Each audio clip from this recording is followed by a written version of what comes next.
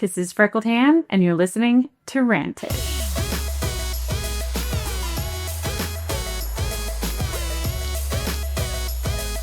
Hello! You may or may not be able to hear my children rolling marbles on the ground directly above me right now. You know how good the microphone is, right? But welcome to the new podcast studio. I'm so excited. If you've been following along on Instagram, you know that I decided I was going to amp up the podcast studio a little bit.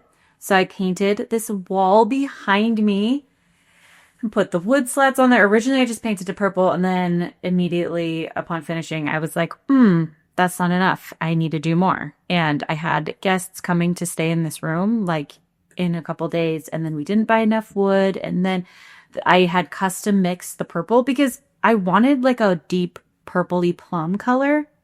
I'm sorry for anyone listening and not looking. You're gonna have to go on YouTube or like Instagram or something to see the color, but I wanted like a deep purpley plum, and apparently Home Depot didn't even have anything close, which was really shocking to me. And I asked her, the person at the paint counter, I'm like, if I want a color more like this, how would you do that? And she's like, oh yeah, you'd probably get this one and then just add more black to it.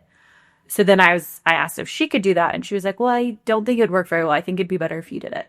I'm like, I'm so confused because I thought that paint people could literally make any color. So I don't understand how the paint system industry, whatever, is working. But I custom mixed the paint for the purple, and I painted the wall, and it was like a really, really dark purple, almost like a black, which is what I had originally wanted. But then I needed to mix it again when I was painting the wood slats, and I decided to mix it a little bit less dark. Anyway, it's fine. It's great. Will I love it forever? I don't know, but that's okay. I don't need to love it forever. I just need to love it for now. And I'm not going to change anything for at least 6 months. So this is the new podcast setup. I'm so excited. I'm already in talks with a few potential guests, and that will be really fun. I'm trying to figure out, well, okay, I take that back, because I actually don't want them to be, I don't want to think about them as guests as much as I want to think about them as co-hosts. It's a working experiment, okay? I'm not sure if it's going to work exactly the way that I want it to, but the idea is I want to bring people on to rant with me rather than making it an interview style podcast like a lot of other podcasts where people come on and then you just like ask them questions about themselves and then they answer the questions. Instead, I want it to be more like me and a co-host discussing rants. So I'll go more into detail when I have my first guest on about what that format is going to look like. But I think I finally have the structure for those co-host podcast interviews. And I'm excited. I think I have one that we're going to record in a few weeks. I kind of ghosted Instagram, kind of intentionally not, and then kind of accidentally. But basically, okay. If you know, over the summer, I went like gangbusters on Instagram content. I was trying to make 3 posts a day. I had this goal to get to 10,000 followers. You've probably heard me talk about this 1,000 times. I was successful, which was genuinely a miracle. And so I had all these new people come in that were excited to hear about my message, the message that I call Redefining Motherhood, which is helping women understand the difference between the relationship of motherhood and the job of caregiving. And a lot of people are like, wait, this is really cool. I want to learn more about that. So I made a guide. But ultimately, I am trying to make this passion project into a business. And in order to do that, I need to find ways to make money. And so my idea was to make an audio course, because I think it's really easy to have a piece of content that people can just listen to while they're doing other things. I've already received feedback that people are like, no, I can't focus if I'm listening. I need to be able to watch. I need the words and I need this. And that's fine. Maybe I will expand it at some point. But right now, what feels the most simple and the most attainable for me is making an audio course. So I had this, I kind of like told myself, okay, I'm not going to make any content until I finish this audio course, because I thought that would incentivize me to get the audio course done faster. The reality has been that I have done very little. Well, that's not true. I have done a lot with the audio course, but it's not done. It's not as much as I had hoped that I would do. And I've also done no content. So it's kind of just resulted in me ghosting. And I don't love that. But the other reason that I've been kind of ghosty is because I am actually having surgery on Wednesday. I mentioned this very briefly on, what day was it? One day last week. And I got a few messages from people being like, what did I miss? What surgery are you having? Blah, blah, blah. And they didn't miss anything. No one missed anything because I literally hadn't mentioned it. And then that was for a few reasons. One, because I'm genuinely scared. I've never had surgery before of any kind. So other than like maybe I guess a few stitches postpartum, but I don't think that counts as surgery. Anyway, I am scared. And also I was like kind of worried that people were going to try to talk me out of it, which is silly because I mean, whether they do or they don't, like it doesn't really matter. I don't really know. I guess I'm just scared and I just didn't want other people's opinions. That was really what it was. But because I have absolutely no shame, I will go into specifics about the surgery, not only because I have no shame, but also because it is a women's health thing that is apparently really common, but I've never heard anybody talk about it. And so I am happy to be a voice for that, even though it's like not the most fun topic to discuss. It is adjacent. It is, well, no, it is very much related to pelvic floor, which I do have an entire podcast episode talking about pelvic floor physical therapy specifically. I had the owner of a local physical therapy for pelvic floor. Not a franchise, just like she has a few locations around. Her name's Betty. Anyway, she came on last year, 2 years ago. I think it was last year. And we talked all about physical therapy for pelvic floor. So I will link you to that episode in the show notes, but I will give you the Cliff Notes version, which, let's be real, Cliff Notes is no longer. It's going to be the ChatGPT version going here on and forever, right? My children are never going to know what Cliff Notes were, but they're going to know what ChatGPT notes were. Anyway, I'll give you the quick version. Basically, I have never had a particularly strong pelvic floor, and I've leaked urine off and on, like basically my whole life. And it did not get any better after I gave birth the first time. But it got significantly worse. So before that, it had been, something that I dealt with occasionally, but it didn't really impede on my day-to-day life very often. Until after Lydia was born and I went to my 6-week appointment and then mentioned to my OB, who was a lovely 97-year-old white man. Just kidding.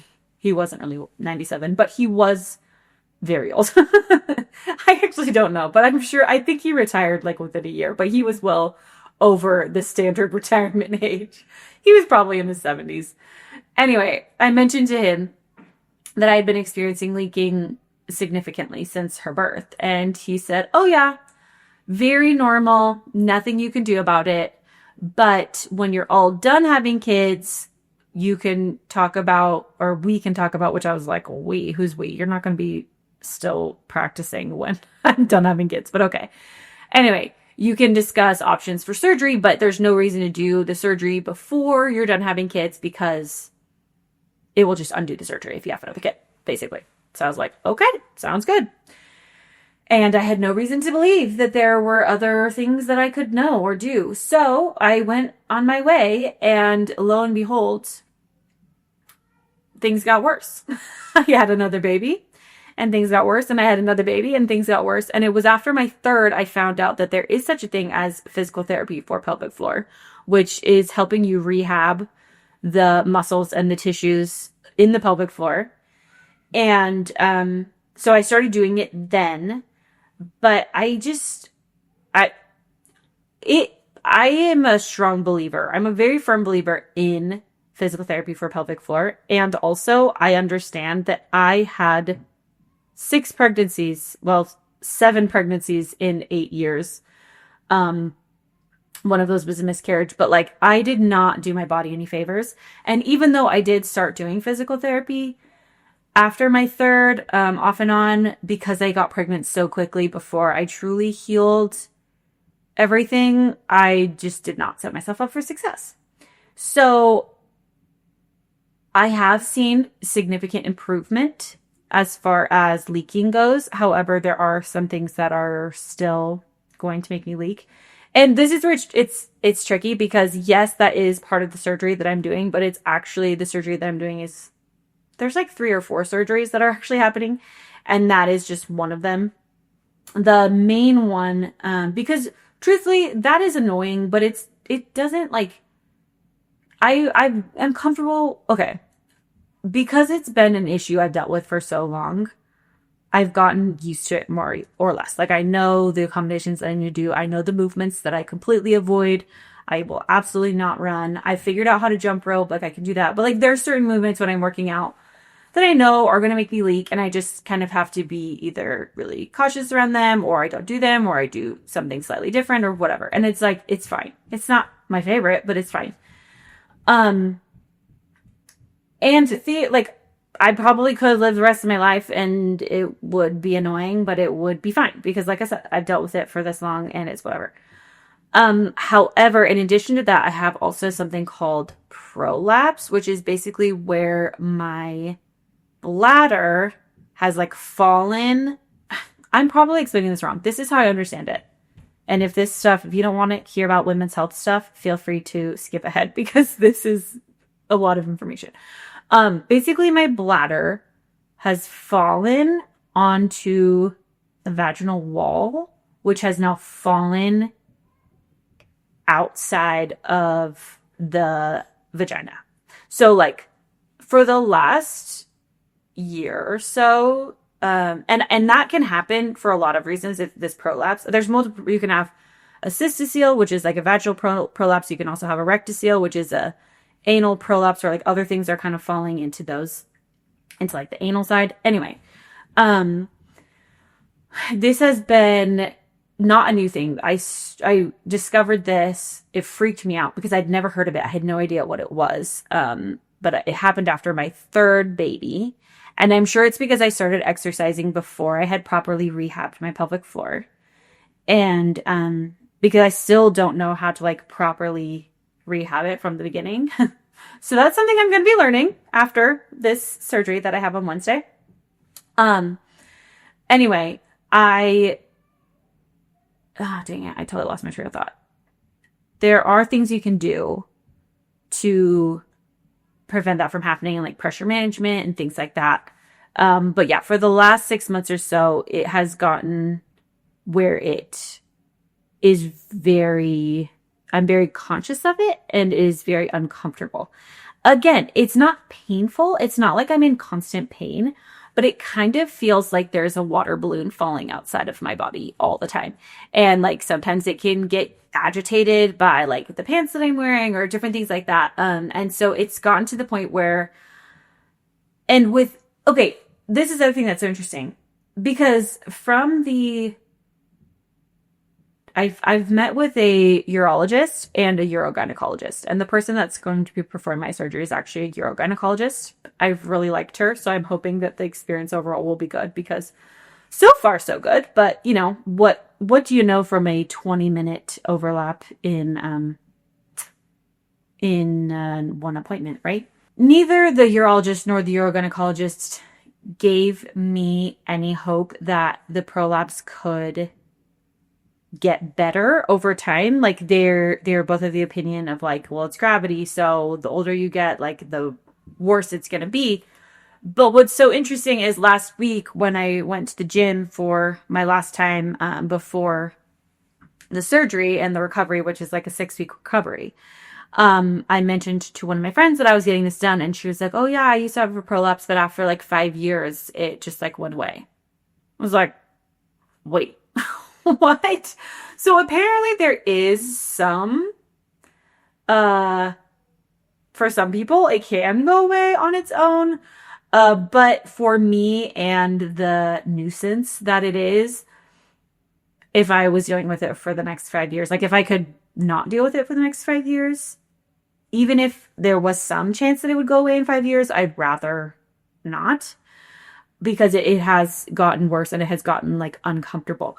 But again, it's not so painful, because if it was causing me regular pain and like making, I mean, there are certain things like I can't wear tampons or like things like that, but it doesn't impede other aspects of my life, in like the day to day or like my relationships or anything like that. My relationship with Steven is what I meant, not in general. Anyway, it doesn't impede that in any way. If it did, then obviously it would be like, of course I'm getting the surgery. But since it doesn't, and it's more just like a nuisance, and it is uncomfortable but not painful, it's like I'm having resisted. I'm just scared, because I'm like, what if the surgery actually makes things worse? Which the odds of that happening are very low, but they are there. And I appreciated that the doctor went over all of the risks. I mean, I think that's part of her job. I think they're required to tell you the risks involved with the surgery. But it's also kind of terrifying, because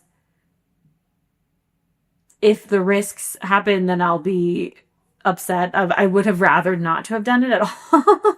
So I don't know. I've been trying to avoid really thinking about it or talking about it, because I'm scared of people telling me not to do it or giving me horror stories of their recovery or whatever. And I just didn't want to have to hear that, until it was like already committed. And so at this point I'm committed. I cannot cancel. I've already like confirmed the appointment. I don't know what they would do if I just didn't show up. Probably just like charge me a lot of money or something. But I did also want to get it done before the holidays. Like I said, the recovery, they said to expect 6 weeks. I've been reading online. I've seen anywhere from 2 weeks to 6 weeks. I am heavily discouraged from lifting anything, including / especially my children, for 6 weeks, which when you have a 1.5, he's almost 2. But when you have like a toddler that little, that is a long time. I'm really grateful my sister actually let my niece come out. So she's staying with us for a week for the first week of the recovery to mostly help with him, because that would be really tricky to do after that first week. I'm not exactly sure. I mean, he is capable. He can climb in and out of his car seat. He can do most of the stuff. Getting him in his crib is going to be a little tricky, but Steven does come home from lunch most days. So we're just going to try to time it so that he can come home and put the baby down in the crib. He sleeps in a pack and play, which is actually kind of perfect, because it has like a little zipper thing that I can unzip from the outside that he can crawl out of. Technically, he could crawl into it as well, but usually he doesn't want to go down for a nap. Usually at nighttime, he's tired enough that sometimes he will, but for his nap, he's usually fighting it. So I might need to like call in neighbors, or Steven, obviously, like I said, is planning to come home and put him down for his nap. But yeah, we're just going to figure it out, because at this point, that's all we can do, right? And because I've known this surgery was coming, I just feel like I've had a lot of things kind of that I've been preparing for, which is funny, because looking back, I'm like, what did I prepare for? I can't even think of anything, but it's just been looming, I guess. The mental energy of knowing that it's coming has just taken it all out of me. I don't know. But I am excited. I'm hopeful that it will be really awesome. And I'm hopeful too, because like I said, I have become very, I've been doing CrossFit for a year now. Can you guys believe that? Is that crazy? I know I documented that a lot more at the beginning of the journey, but I'm still by far one of the least athletic people in the classes that I go to, which is fine. I mean, I'm not there to be the most athletic. But I am hopeful that once I can do more of the movements without leaking, that maybe I'll be able to build more strength in certain areas and push myself harder, because I'm not one of those people who will just like push through the leaking. Like, I mean, maybe occasionally in some ways, but like not in the same way as other people will. And I'm both so impressed by people that can do that. And also it's just like, I recognize that that's not me. Like, I'm not one to push through stuff like that, for better or for worse. I'm not saying that's a good trait or a bad trait. It's just, it is what it is for now. And so I am hopeful that I can maybe like get stronger and more quote unquote in shape, whatever that means. But just like, I mean, I can't do, look, I can't, I do not run because of the way that it makes my body feel and like my pelvic floor and the pressure and like all those things. I don't run. So during the workouts, like any of the running workouts, I do something like rowing or I do the bike, which does not give me the same type of exercise as running would. And even like being able to play soccer at the park with my kids or whatever, like I very much hold back in being able to do those activities because I know it will make me leak and I don't want to experience that. Like it's not a fun feeling. And so I'm really hopeful that I'll be able to do more of those things without having the leaking stop me. That being said too, the reason why I am more open to the surgery is because I also have other issues that are being addressed during this surgery. It's interesting too, because for a lot of people, doing physical therapy for pelvic floor can greatly reduce or even eliminate leaking. So if you're someone in this situation, start there because there is a lot that you can learn. And I would even make a plug for going to someone in person because the pelvic floor is very nuanced and there's lots of different things that could be going on. And it's a common misconception that if you've had babies, then your pelvic floor is weak. And so you just need to like work on strengthening your pelvic floor and like tightening those muscles.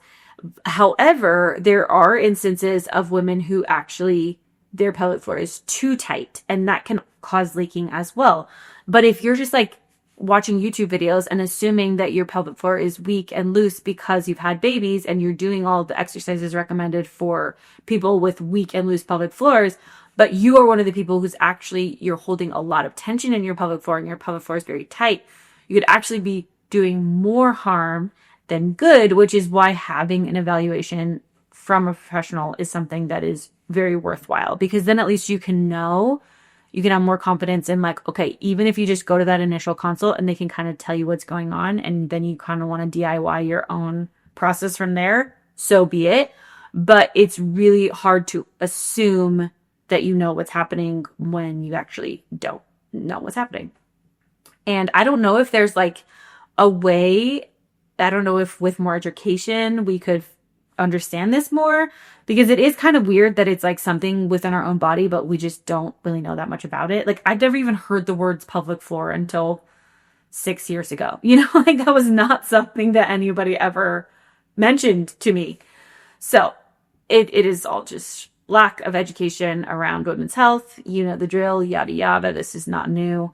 But something I feel very rantish about. So thank you for indulging me in my education around pelvic floor and my surgery. Hurrah. I will be going under general anesthesia for the very first time ever in my life.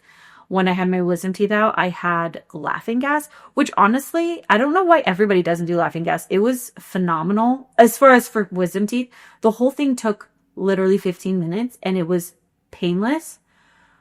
So I'm not sure why that's not the norm for wisdom teeth, because personally, I thought it was great.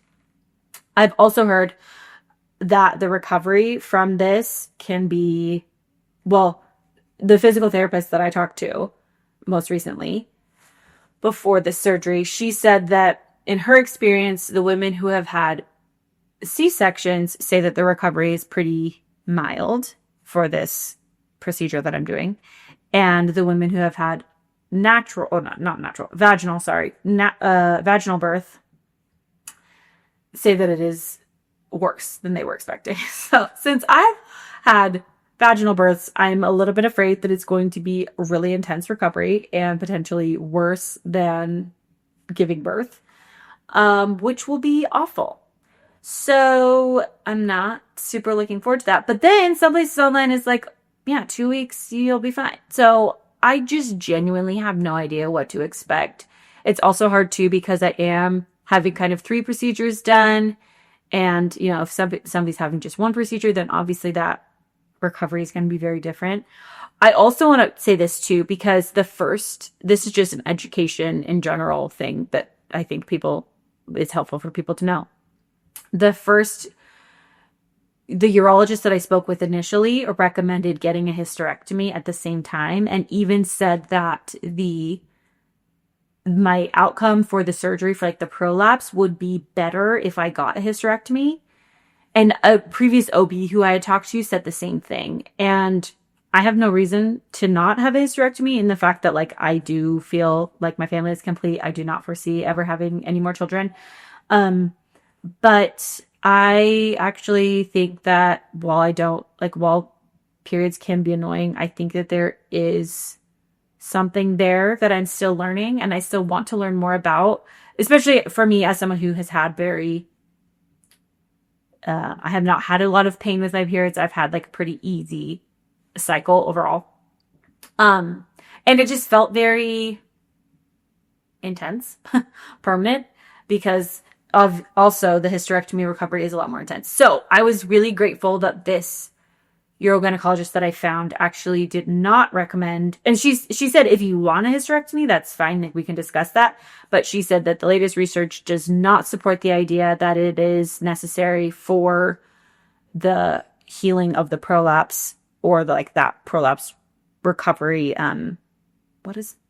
Prolapse repair recovery, which I was grateful for, because now I didn't have to like think that it's not going to work as well, because I'm opting out of the hysterectomy part of it. But I know a lot of people who have had hysterectomies and they swear by it. So I'm not saying that I think it's a bad idea. I'm just saying, for me personally, it's not something that I have a desire to do. So that will not be part of the surgery, which I'm grateful for. But just know that if you are ever looking into a surgery like this and someone tells you that that is a necessary part of it, push back / find a new doctor, because that is not true from what I have learned. Okay. Wow. I'm going to move on now that we have spent so much time talking about that surgery, but I truly am an open book, because like I said, I don't know anyone personally who has had prolapse surgery. So if you have questions, I would be happy to answer them, and be that resource for you, because I don't hear talked about that much. And I understand why, because it's, a little bit of a weird topic / personal topic. But again, I just don't think that there's enough, because of that. We're not talking about it. And so people just don't know. And that was one more thing I was going to say. Just kidding. You thought I was done talking about this. Psych. I will never stop talking about this. Prolapse is apparently very common. Like, I've seen statistics that say it's as common as like 1 in 3 women who give birth vaginally will have prolapse, which is crazy to me, because like I said, other than my one friend that I mentioned it to, and she said like, oh yeah, I used to have that and then it went away after 5 years. I only know one other person who I've mentioned it to who has experienced it. So maybe people just like aren't saying things, which is totally fine. And I completely respect that. Or maybe I don't know, maybe people just don't know about it. They don't know what it's called. They don't know what it is. They don't know what to do about it, which I can relate on every front, because I didn't know either. I feel like there was one more thing on that topic, so I might have to come back around. But for now, we will move on. If I can find my note, I did keep a note on my phone so that I'd be able to have things to discuss other than that surgery. Okay, I had to laugh because this was maybe 2 weeks ago, but we were doing Saturday jobs. We have our kids help a little around the house on Saturdays, which is like really the only day that we have them help around the house. So it feels pretty minimal, honestly. It feels like a pretty low ask. But it's so interesting because even before it happens, like I already know exactly how each child is going to respond to the request of, even though it's not new, like they know it's coming every time and there are no surprises. It's always quite fascinating to see how it all shakes out. And I was laughing because I have one child who I can just tell really takes pride in their work, is very a people pleaser, I guess you could say, in a lot of ways, which is something I worry about. And so I want to be mindful of that.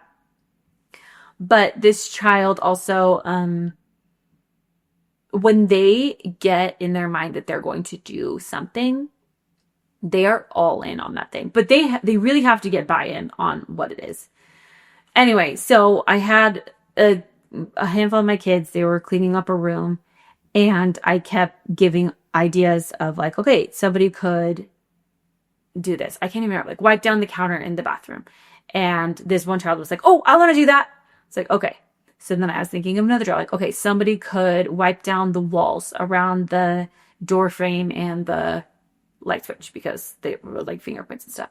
But then the same kid was like, oh, I want to do that. And so then I named like 2 more jobs, and each one they're like, I want to do that one. I want to do that one. They kept claiming all of the jobs. And so like the other kids who didn't really want to be doing it in the first place were obviously not fighting them for those jobs because they didn't want to be doing it. But then it was just so funny because this same child who was claiming every job was then complaining about the fact that they were doing more work than everybody else. And it made me laugh because I feel like that is so stereotypical of moms. Like in my experience of like women who are kind of like controlling of the way all the jobs are done, and then also at the same time frustrated that everything lands on them. And this is not a critique. It's not like a judgment. It's just an observation how it's interesting that happens. And so I kept having to explain to him, like, you're right. You are doing more jobs, but also it's because you are wanting to do these jobs because you have a certain way that you want them done and you don't think they're going to do them as well as you, which is probably true, but it doesn't make sense for you now to be upset that they're not doing these jobs when you were the one that didn't want them to do the jobs. So I don't know if that lesson really landed, but I tried my best. Anyway, it's so funny because in contrast to that child who was like all gung-ho about the jobs and volunteering for all the jobs, I have another child who at the mere mention of would you please, it is just instant breakdown, like alligator tears, wailing that could be heard from 4 houses away. And it's one of those things where Steve and I just have to try to find the humor in it and just like have to laugh about it because it is so infuriating. It is unbelievably infuriating that he will break down without question. Even if it's like, hey, could you go take this over to the kitchen table? He'll just drop to the ground and just start sobbing and wailing and crying. And I just have to believe it's funny. I have to tell myself that it's funny. And I know that it will be funny someday. And sometimes it is funny, but even when it's not funny, I just have to tell myself that it's funny. Otherwise, I lose my mind.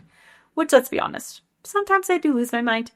And so we're working on that. And I try to just repeat to myself, like, the problem is not the reaction. The problem is that I am having feelings about the reaction. And so that is on me. Like, I can be more understanding, and obviously he still has to do the job, but like I have to just, oh, that kind of reminds me, I was listening to, as I was painting my wall that you see behind me, this beautiful plum wall, I was listening to different books and podcasts and stuff, and I listened to this one podcast by Faith Matters that was actually, there's another organization called Mormon Women for Ethical Government, MWEG, I think is their acronym. I don't know if they have their own podcast or something, but it was not the typical hosts from Faith Matters, like Aubrey and Tim.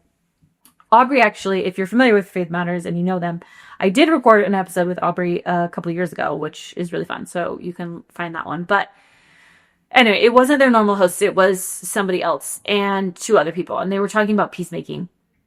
And something that the man in this interview mentioned, and I'm going to talk about this in my audio course too, is the idea of meekness and what it means to be meek.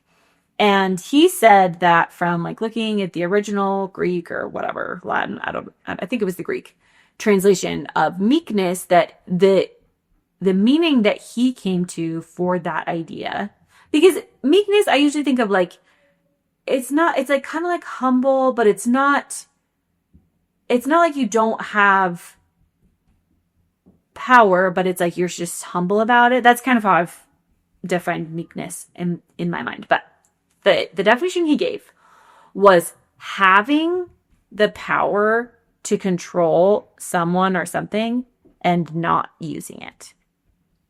And I thought that was so interesting, and especially in how it applies to parenthood, and specifically to like thinking of parenthood like it's a relationship that I am building, a long-term relationship, a relationship that's going to exist for the next 5, 10, 15, and 50 years, right?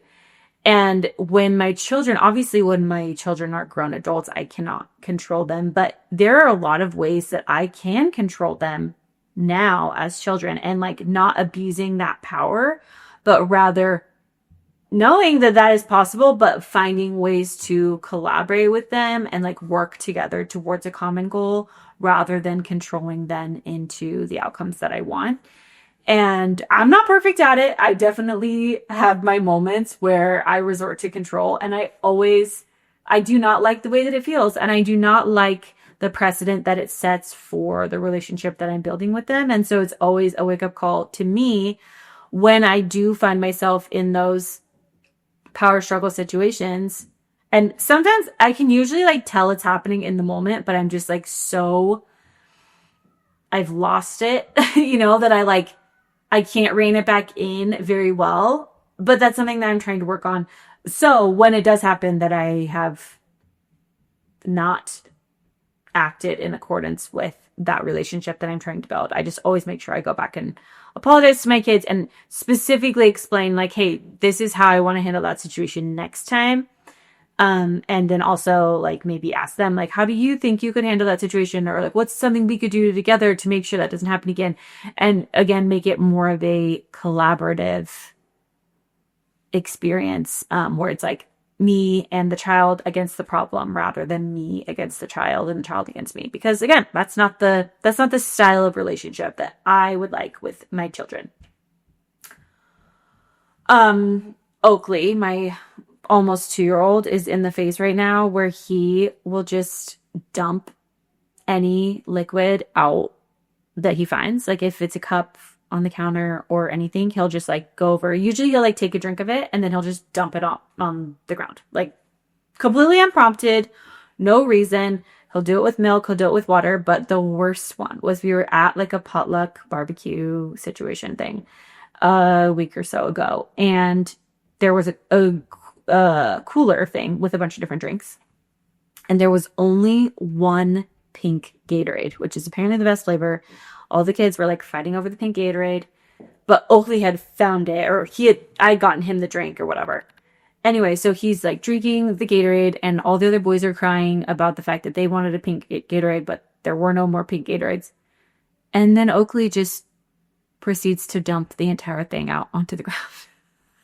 I was like, oh my gosh, I wanted to laugh and cry and scream all at the same time because it was just so funny. But the other kids, all they wanted was a pink Gatorade, and then here he is just literally dumping it on the ground for no reason. He did it again last night at dinner with milk. I mean, he literally does it every day, multiple times a day. And we even try to always give him drinks with lids on it, but it doesn't matter because he'll find any cup from any person and just dump it out. Okay. I talked about this on Instagram before, but this is just a little hack, a hand hack, if you will. But I didn't come up with it. I learned it in a book called How to Talk So Little Kids Will Listen and Listen So Kids Will Talk, which is highly recommend. Highly recommend that book. Tons of great strategies for working with toddlers on the day-to-day. Anyway, it's the concept of giving it to them in a wish. And I have a reel, like I said, about this specific concept, but I just used it last week, and it was every time I remember to use it, I'm blown away by how well it works. So basically what happened was I was dropping my 3-year-old off at preschool, and I realized when we got there that we didn't have his backpack. I think I thought it was in the car, and I don't know what happened, but we didn't have his backpack, which is hilarious because we've had the worst luck with backpacks getting to school this year. I think my second grader has forgotten his backpack like 10 days so far out of the school year. But anyway, he didn't have his backpack, and he was already so tired. He's been staying up later and anyway, he was already on a breakdown, or on the edge of a breakdown. And so when I realized he didn't have his backpack, he was like, no, I can't go to school because I don't have a backpack. Oh, rewind. Oh, he was very late. I had been painting, again, this wall right behind you. My sister was coming to stay in this room in like a few hours. And so I had been all morning just like trying to get the painting done so that I could have it airing out for a few hours before her family arrived, because I didn't want it to smell like so strongly of paint when they got here. So he was late. He was already like 25 minutes late for preschool. And I get there and we realize he doesn't have his backpack. And so I just am like, it's okay. Like, you can just go without a backpack. But he's like, no, I need a backpack. And so immediately I go into problem solving mode. And I'm like, oh my gosh, look, I have this bag. It's so cool. It matches your shirt and your shoes. It's perfect. You could take, it's like a tote bag that we just happened to have in the car. So you could take this tote bag. And he was just like, no. And anyway, so I was like trying to like use logic and just trying to like convince him that like, oh no, but this bag is better than your backpack because it can do this and blah, blah. And it's just not working. And that's when I was like, wait a second, give it to him in a wish. And this is a strategy that I learned from How to Talk So Kids Will Listen and Listen So Kids Will Talk. And so I stopped and I was like, you wish we had your backpack, don't you? He's like, yes, I wish we had your backpack. I'm like, you wish I would go home right now and get your backpack for you. Yes, I wish I had my backpack. I wish you'd go home and get it. Okay, like, I wish we could do that too, buddy. I wish I had your backpack. I wish I had a magic wand and I could make your backpack appear. And I was like, being silly, like, bippity boppity poop. I wish this could just turn this bag into your backpack. He's like, me too, me too. And then I said, darn it. I wish we could do that. Do you want to use this bag? And he said, yeah. And then he went right in. And I feel like we could have stayed. I mean, by the time we got to the school and him actually walking in, it was probably like 7 minutes of me just bribing him, like willing him to be excited about this bag. But it wasn't until I took 30 seconds to validate what he wanted and give it to him in a wish and say like, yes, I wish that too. I wish we could do that. That finally he was receptive to the solution and the suggestions that I had. It's magic. I'm telling you, it is magic. You need to try it. It will change your life. Okay. I think that's where I'm going to end it for today. Oh no, I did say I was going to have one more. My last one is just truly shock. Well, Steve and I talk about marketing a lot and how like marketing impacts everything, right?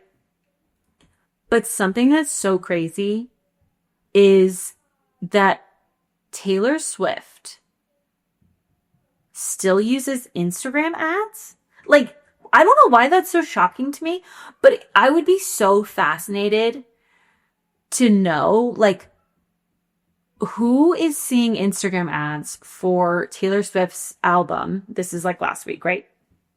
That didn't already know that, like, that is what alerted them to the fact that Taylor Swift was coming out with an album, or like her movie that she was like behind the scenes music video thing. That would be so interesting for me to know, because I feel like you'd have to be living under a rock to not know. I mean, maybe you're intentionally not wanting to purchase that music or listen to that music or go to that movie, but like, how could you not know without and only find that out through an Instagram ad? It's just so crazy. I just don't understand marketing, I guess, because in my mind, I'm like, that is a waste of money. There is no reason for Taylor Swift to be paying Meta for Instagram ads, because everybody is already making content without being paid. for it. But maybe I'm wrong. Maybe there are people out there who are like, wow, I'm so glad I saw the Instagram ad so that I could know that Taylor Swift was coming out with an album. Maybe. Anyway. Oh, thank you so much for listening to Rantish. I hope you're having a lovely week, and I will be sure to tune in next week to give you a full recap on how the recovery is, because like I said, lots that I don't know. And I'm just going to share because I feel like these things need to be talked about more.